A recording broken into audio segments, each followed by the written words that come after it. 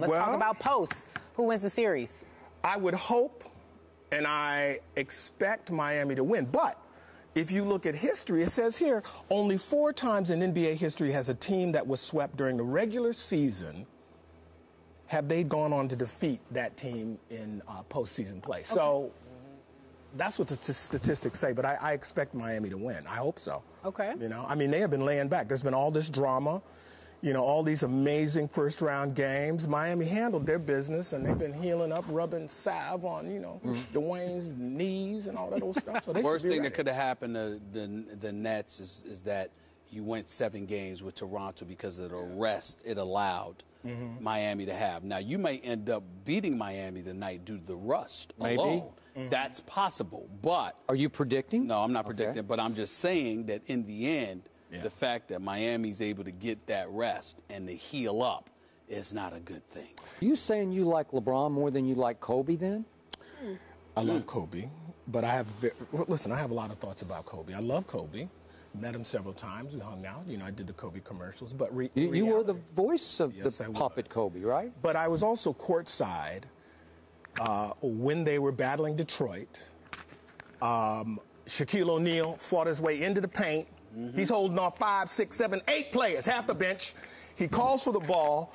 Kobe shakes him off, throws up a brick, and they walk off the court. And in that moment, I said, they're not going to win this. They're not going to win this championship. So in my mind, Kobe would have passed Michael Jordan a long time ago had he played with Shaquille O'Neal. So, yeah, he's wise now because he's old. But he was young and dumb, too. Okay, he made a lot of mistakes as a young player. That's what young players do. Now, wait, you were from Detroit, so were you rooting for the Pistons in that series? I don't root for the Pistons, and I'm going to tell you why. The Pistons don't play in Detroit City. The last time I went to a Pistons game, man, I had to take a passport. I think I was in a different country. It took 2 hours. I didn't know they weren't even speaking English over there. Nope. So, but to be serious for a moment, Detroit needs that team. The city needs that team. You know, the Lions play there. They have a beautiful stadium. The Tigers play there. So whoever owns the Pistons, they need to move them there. So when they do that, I'll start rooting for them. But that's why I don't root for Detroit. I love the city. You talked about Kobe being young and dumb. Do you remember, and Stephen A. talks about this, how the players did not like Kobe when he first got to L.A.? He was, I mean, it was back and forth. And to watch him transition to who he is right now, you know, you didn't necessarily answer. Is he better than LeBron, in your opinion? Not now. LeBron's in their 29. prime. LeBron is a different type of player. I remember the first time I heard about LeBron, and I feel sorry for him. I said, he's 18, all this pressure. He'll never live up to it. It's just, you know, we wish him well.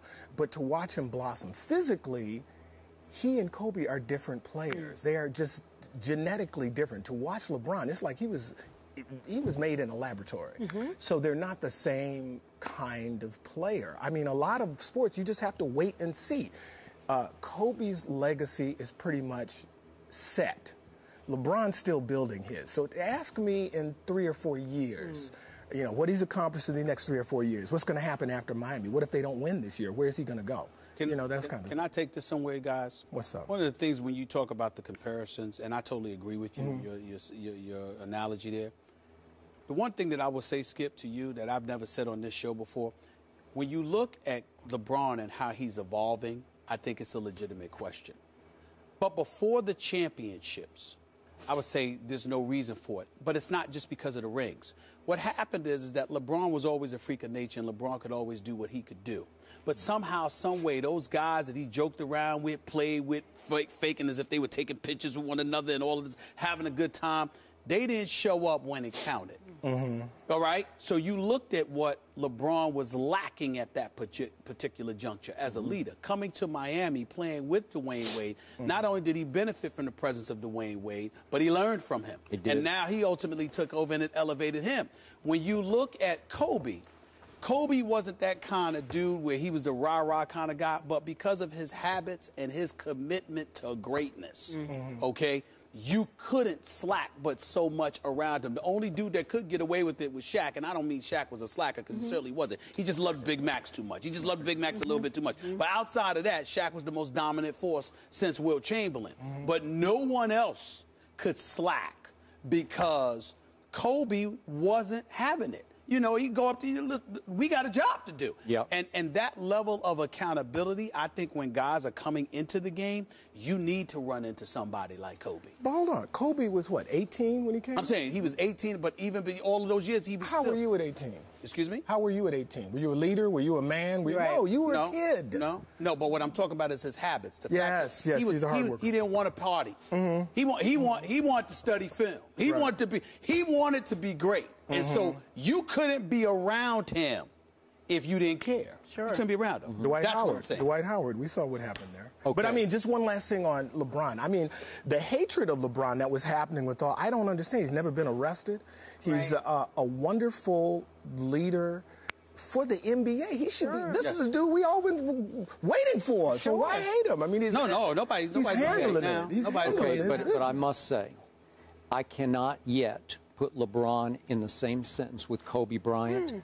Because Kobe still has that assassin streak in him that I have yet to see from LeBron. Maybe I will see it. I'm not sure you can learn it later in your career.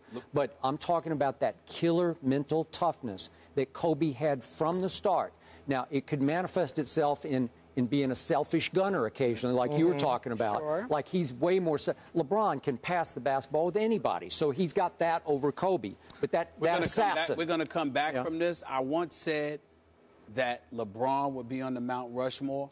The only reason that I didn't put Kobe is because when I think about Kobe, I think about MJ because they were similar. So I'm thinking about it's one or the other. Like the both of them together. Of course, Kobe deserves it more because he's got more rings and he's accomplished more and he's proven more. But when I look at Kobe, his game is more of a replica of Michael Jordan.